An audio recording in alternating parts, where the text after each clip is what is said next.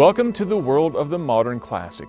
Factory resto-mod bikes that look and sound like beautiful pieces of classic machinery, but offer modern features, modern price tags too. This is the hottest category in motorcycles today, and BMW's R9T is perhaps the best looking.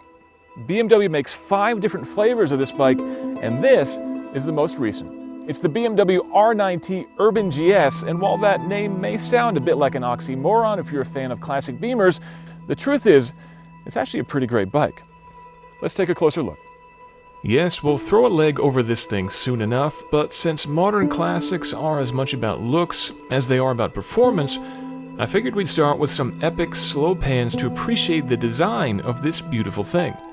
Now, while the tank is lifted straight from the other R9T variants, the distinctive headlight fairing and that high front fender give the Urban GS a look that is a definite throwback to the R80 GS from the 1980s. That plus the white tank and red seat make this something of an homage to BMW's Paris-Dakar winning rides of yore. But don't be fooled by that styling.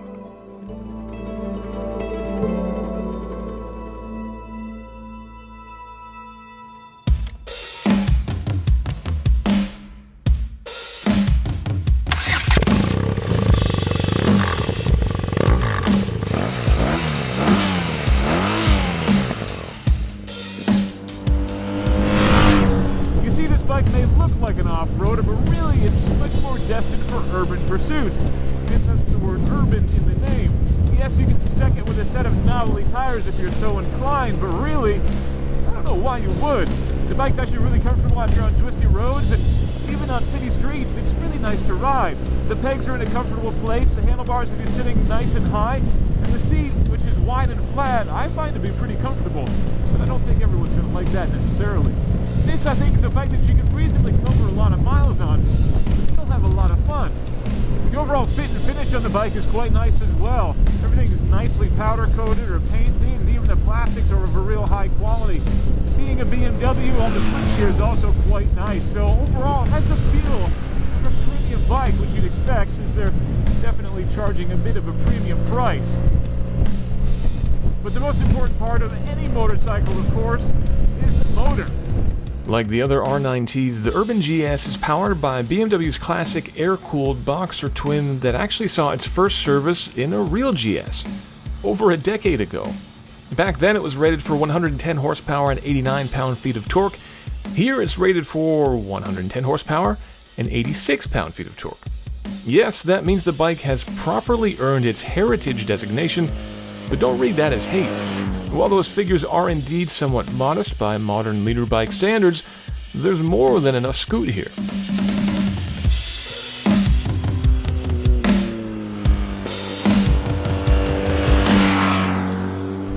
Okay, so this isn't BMW's most high-tech advanced motor on the planet.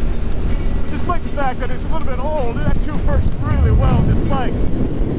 Boxer twins are all about torque, and this here for sure. This bike has tons of it. Anytime you crack open the throttle, it just surges forward. It's definitely not an engine that's intended for high-speed runs around a racetrack. It's much more about squirting through traffic or blasting out of twisty corners like this. It's a really fun motor, and it sounds really great with this exhaust. It's a little bit raspy, a little bit raucous. It sounds great. It definitely makes you want to crack open that throttle. Enjoy the ride. But there are some complaints about this motor. Probably the biggest one, you get a lot of vibration here, and that can be a little bit tiring on the highway. You want to keep the revs low if you can to try to minimize that. Maybe not the best motor for touring, but for blasting around country roads like this, it's really, really fun.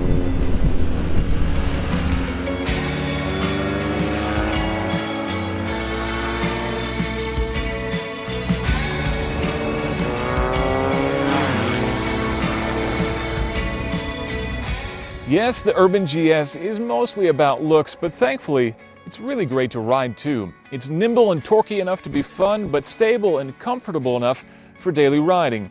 And it just oozes character. And when you're talking about modern classics, that's really what it's all about.